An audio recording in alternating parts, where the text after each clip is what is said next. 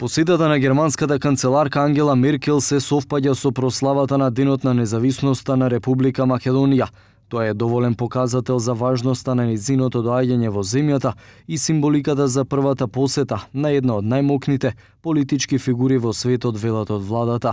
Агендата се уште се подготвува и не е потврдено со кого се ќе се сретне Меркел, но едно е сигурно, незините пораки ќе имаат големо влијание како кај политичарите, така и во македонското општество. Посетите се билатерални, меѓутоа самото совпаѓање со Денот на независноста на посетата на канцеларката Меркел укажува на доволна символика на важноста на незината посета. Тоа што можам да го кажам во моментов е дека агендата за посетата на германската канцеларка допрва се утврдува и ќе ви биде доставена дополнително. Но освен Меркел, Македонија утре и задутре ќе посетат генералниот секретар на НАТО Јенс Столтенберг и австрискиот канцелар Себастијан Курц. Столтенберг доаѓа вечерва, а во четврток ќе се сретне со премиерот Заев и министерката за одбрана на Радмила Шекеринска.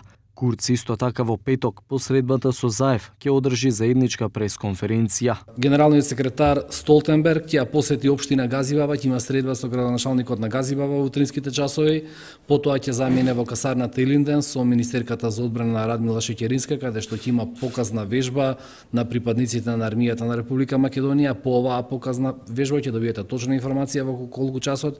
Во касарната Илинден ќе има изјави за јавност министерката за одбрана на Радмила Шекеринска и генералниот секретар на НАТО Јенс Столтенберг. Во 1:15 попладне генералниот секретар пристига во клубот на пратеници, каде што ќе има работна средба со претседателот на владата на Република Македонија Зоран Заев. Првата жена во одбраната Радмила Шекеринска, коментирајќи ги посетите, вели дека светот ја поддржува Македонија и тоа овие денови станува многу јасно и видливо.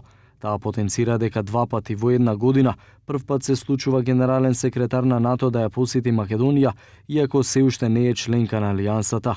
Тоа според Шекеринска покажува дека светот на вистина го цени тоа што се случува во Република Македонија и дава силна поддршка на двете стратешки цели, членство во Европската унија и НАТО.